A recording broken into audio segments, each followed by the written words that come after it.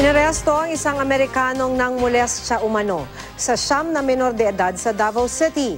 Pero mariin naman itong itinanggi ng suspect. Makibalita tayo kay Tech Ocampo ng GMA Davao.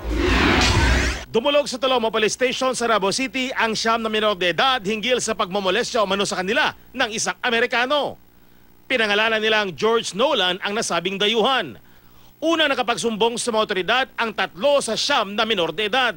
Around 2:15 in the morning, 19 no, sa Agosto. Doon ay tulo ka minor diri nga gi-endorse sa Barangay Tano diri sa Barangay 74-A.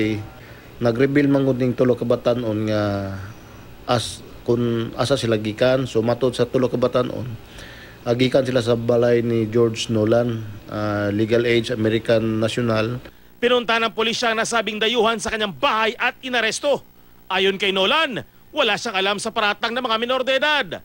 Nasa kanyang poder lamang umano sila dahil pinag-aaral niya ang mga ito. And I take them to school and I feed them and I take care of them. They get the medical and things like that, but there's nothing else that's going on there. Desidido magsampa ng kaso ang mga magulang ng mga minor de edad. Isa sa ilalim sa inquest proceedings si Nolan. Ayon sa pulisya, malakas ang mga salaysay ng mga biktima para makapagsampa ng reklamo. Ipasusuri din sila sa mga doktor. Child trafficking siguro na siya. Tech Ocampo, Nagbabalita, Pilipinas.